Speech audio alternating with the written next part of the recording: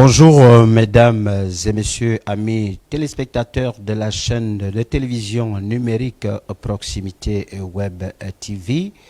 Quid des décisions prises au dernier Conseil des ministres du 13 mai 2024 dernier, présidé par le président de la transition, le général de brigade Brice Clotaire Oligui Nguema.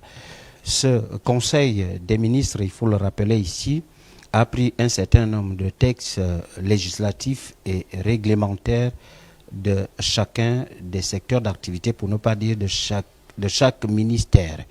Et pour débattre sur certains des points que nous avons retenus au cours de cette émission plateau spécial, nous allons débattre un certain nombre de points que nous avons retenus avec notre invité, Jérémy Gustave Zamba, le consultant maison. Jérémy Gustave Zamba, bonjour. Bonjour, Juscelin Ngonga. Alors, le président de la transition, Brice Clotaire Oligui Nguema, a tenu un conseil des ministres le 13 mai dernier après la remise des conclusions du dialogue national inclusif.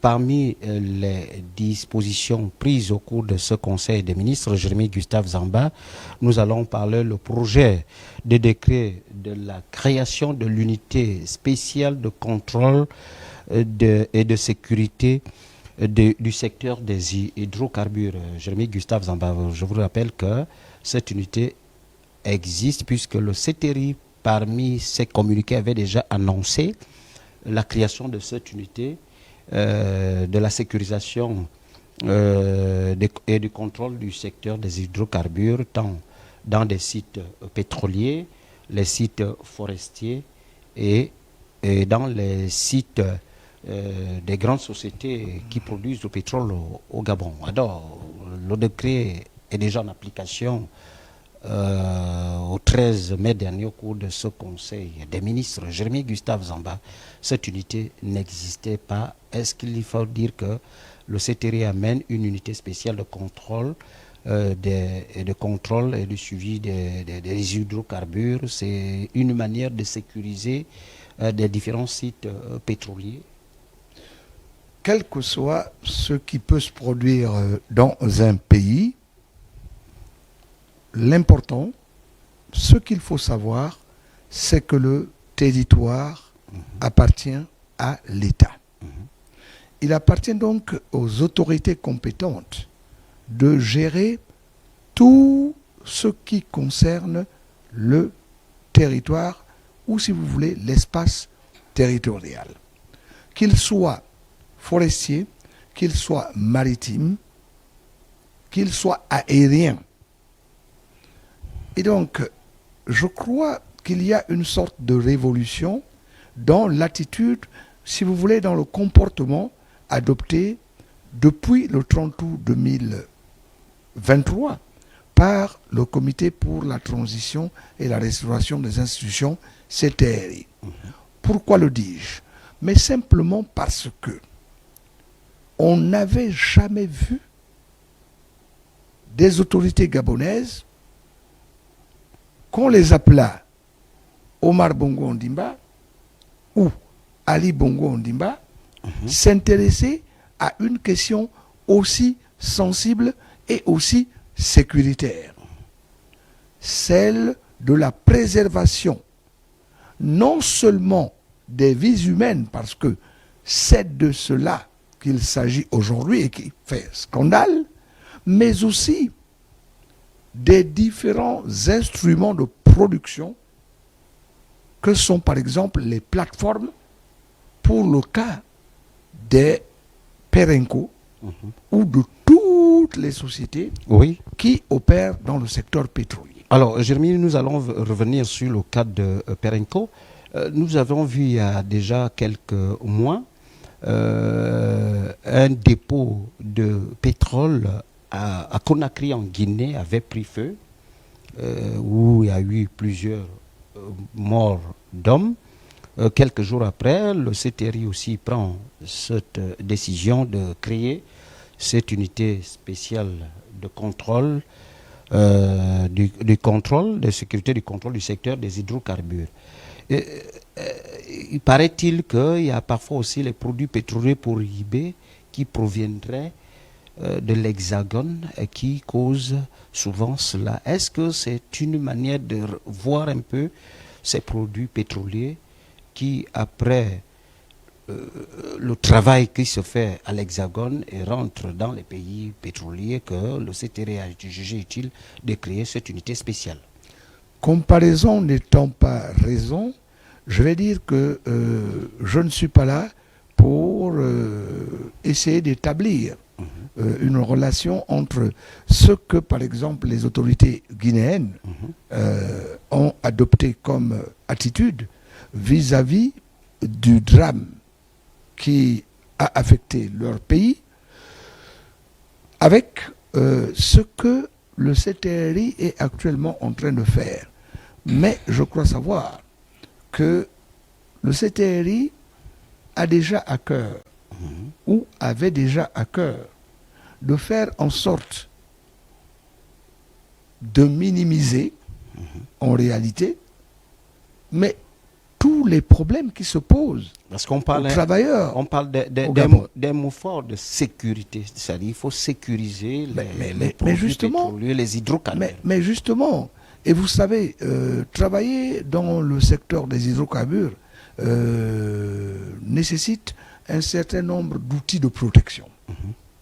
Et si il arrive à manquer un de ces outils de protection, alors la sécurité n'est pas maximale. Donc le projet de loi en question vient renforcer de ce qui s'est passé dans le site de Perenco à Port-Gentil récemment, où nous avons perdu, enfin, 2 compatriotes, après l'incendie d'un site. Nous en avons perdu plus. Oui, puisque même Ils étaient 5 ou 6, si je ne m'abuse. Alors le patron, même alors le président de la transition a reçu récemment le patron de Perenco pour la suite et l'évolution de l'enquête des causes de cet incendie des installations de Perenco. Mais quoi de plus normal?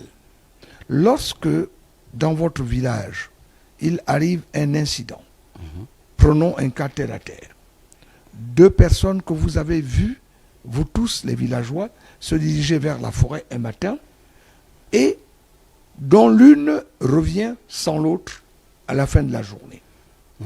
Cela pose des interrogations. Donc l'enquête est simplement destinée à chercher à savoir ce qui s'est réellement passé. Et pour le savoir, dans le cadre qui est le nôtre, ou dans le cadre qui nous intéresse à l'instant, lequel? Le cadre pétrolier, il s'agit de commettre une commission d'enquête en bonne et due forme, composée de gens dont la compétence est révélée, pour ensuite remonter aux autorités. Mais les causes... Donc, Jérémy, on peut dire par là que l'unité spéciale de contrôle du secteur des hydrocarbures est la bienvenue pour un pays de producteur du pétrole comme le Gabon. Mais je vais vous surprendre. Lorsqu'on a un pays à faible démographie comme le Gabon, avec autour de 2 millions d'habitants, perdre 10 personnes n'a pas la même signification que les États-Unis, environ 331 millions d'habitants, ou la Chine, avec près de 2 milliards d'habitants aujourd'hui. Vous comprenez que nous avons besoin pour notre développement, par exemple, d'une main-d'œuvre locale. Et vous avez constaté que une bonne partie de la main-d'œuvre, ne faisons pas de la xénophobie pour la xénophobie. Il y a des gens venus d'ailleurs qui sont dans notre pays simplement parce que notre pays démontre des insuffisances, démontre des faiblesses sur le plan démographique. Alors, Jérémy Gustave Zamba, on va évoluer sur les différentes lois et règlements prises ou des projets de décret prises au dernier Conseil des ministres du 13 mai dernier. Il y a aussi la suppression du Conseil national du plan d'accélération de la transformation mise en place par le régime d'Ali Bongo en 2021, c'est-à-dire le lendemain de la Covid-19, qui a pris fin en décembre 2023, dont l'objectif était d'accélérer les projets de développement du pays. Et ce projet avait été financé par la Banque africaine de développement. Alors, le CTRI, au dernier Conseil des ministres, a supprimé ce Conseil national du plan d'accélération de la transformation. Votre point de vue sur la suppression de cet organe public, de moins pour la gouvernance du CTRI? Le peu que je puisse dire, c'est simplement que lorsque des autorités gouvernementales décident de supprimer un organe ou un organisme, ça veut simplement dire que cela s'est fait sur la base d'un constat. On ne peut pas dire que cela s'est fait sur un coup de tête. On dort et puis on se lève le matin et on décide de quelque chose. Je crois qu'il y a eu forcément des rapports, mais des rapports qui ont démontré ou qui ont révélé, mais la présence du faux dans ce qui s'est fait au sein de cet organisme ou dans ce qui s'est fait par cet organisme. Alors le plan d'accélération de la transformation, on peut quand même dire que sous le régime d'Ali Bongo, est-ce qu'il n'y a pas eu de réalisation de quelques projets de développement dont le gouvernement d'Ali Bongo avait, comme je le disais, avait contracté cet argent à la BAD, à la Banque africaine de développement? Sur l'ensemble du territoire national, on ne peut pas parler d'amélioration de certains projets de développement. Jocelyn Ngonga, vous avez vu, vous, une œuvre humaine qui ne soit que parfaite ou imparfaite? Je crois que non. Toute œuvre humaine mêle les deux aspects de la question. Et donc, on ne peut pas jeter totalement la pierre à Ali Bongo Ondimba. Parce que cela supposerait qu'il faut qu'on analyse, mais dans le fond, ce qui a été fait par ce monsieur, ce qui a été fait sous son régime, ce qui a été fait par ses collaborateurs, pour qu'ensuite on déduise de l'attitude à adopter vis-à-vis de ces derniers. Je ne peux pas penser, à mon humble avis, juger des êtres humains comme moi, parce que sachant que ces êtres humains, tout comme moi, ont un côté faillible.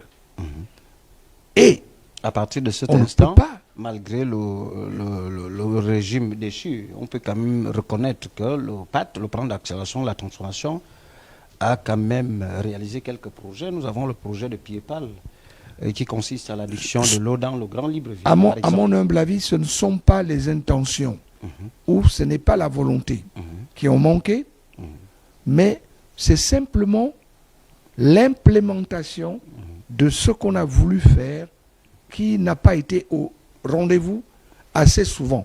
Je reviens sur ma logique, sur l'esprit de mon propos, en disant que on ne peut pas dire qu'un individu, qu'une personnalité qui a exercé le pouvoir ne s'est fait remarquer que par ce qui est mauvais et jamais par ce qui est bien.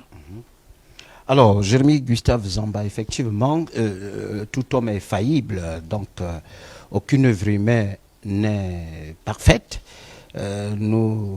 Plusieurs de ces Gabonais pourront reconnaître peut-être partiellement, ou bien mi-figue, mi-raisin, la réalisation de certains projets de développement à travers le PAT, le plan d'accélération et de la transformation du pouvoir déchu d'Ali Bongo. Alors, Jérémy Gustave Zamba, on va évoluer toujours dans ces textes législatifs et réglementaires pris en application par le président de la transition, le général de brigade Brice Clotaire Oligui Nguema. Cette fois-ci, il s'est attelé sur l'article 47 de la Constitution. Cet article 47 de la Constitution dit ceci, c'est-à-dire le Premier ministre et son gouvernement prêtent serment avant leur entrée en fonction. Alors, cet article 47 s'élargit maintenant avec les ambassadeurs et les gouverneurs de province qui vont désormais eux aussi prêter serment devant le président de la transition avant leur entrée en fonction. Alors, cet exercice, Jérémy Gustave Zamba, en tant que doyen observateur de la vie politique au Gabon, cet exercice est réglementaire ou humain? Première chose, qu'est l'ambassadeur accrédité dans un pays étranger? Première question à laquelle je vais tenter de répondre. Seconde question, qu'est le gouverneur d'une province vis-à-vis du président de la République, c'est-à-dire vis-à-vis de l'exécutif? L'ambassadeur est accrédité dans un pays étranger pour non seulement représenter le dit pays, mais également représenter le président de la République. Le gouverneur est la représentation du président de la République de son pays dans la province qu'il sert. Et donc, si aujourd'hui, il n'y a que la décision du comité pour la transition et la restauration des institutions CTRI est de faire que des ambassadeurs et des gouverneurs prêtent serment devant le chef de l'État, ça veut dire que là également, il y a une retouche, mais j'allais dire très profonde, des textes qui réglementaient les missions de ces deux personnalités. Et là, je vais terminer par là. Qui réglementaient les missions de ces deux personnalités, que sont l'ambassadeur et le gouverneur. Pourquoi? Parce que un ambassadeur, il n'est pas accrédité par votre pays. Même s'il est vrai qu'il présente des lettres de créance à votre président de la République. Mais il n'est pas accrédité par votre pays. Donc il répond des lois et des normes de l'État qu'il a envoyé chez vous. Par contre, le gouverneur, lui, est nommé par le président de sa République. Déjà là, à ce niveau, il y a qu'il faut faire une sorte de distinguo. Bon, maintenant, qu'est-ce que ça veut dire d'aller prêter serment à un ambassadeur ou à un gouverneur? Alors, c'est là où devant le président de la République, mais ça veut peut-être dire simplement qu'il y a peut-être un renforcement du pouvoir du président de la République qui ne dit peut-être pas encore son nom, mais il faut qu'on laisse le temps au temps pour que, ensemble, nous comprenions réellement. Jérémy et Gustave Zamba, lorsqu'on regarde même l'exercice de cette prestation de serment du Premier ministre et du gouvernement, désormais les gouverneurs et ambassadeurs, ces personnes ou ces personnalités, pendant leur exercice et après cessation des fonctions, ils doivent garder secret les dossiers, tout ce qu'ils ont découvert. Est-ce qu'après cessation de ces fonctions, c'est pas, on va dire quoi, une manière de les écarter sur des débats politiques ou le débat démocratique, parce qu'ils ont découvert certains dossiers secrets de l'État? Mais ça, ce n'est pas d'aujourd'hui.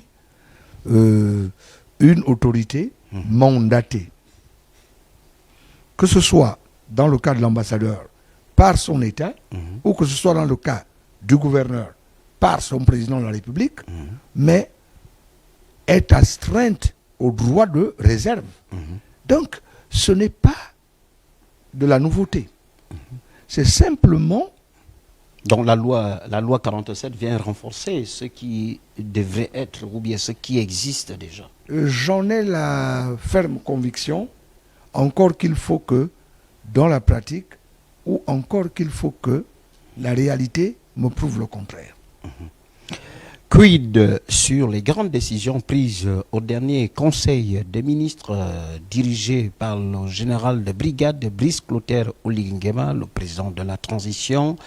Nous avons parlé un certain nombre de dispositions réglementaires législatives qui concernaient un certain nombre de secteurs avec notre invité du jour, Jérémy Gustave Zamba, qui nous remercions pour sa disponibilité sans cesse constante. Merci à vous qui venez de suivre sur la chaîne de télévision numérique Proximité Web TV de l'émission Plateau spécial. Merci de suivre toujours nos programmes à consommer sans modération. Au revoir.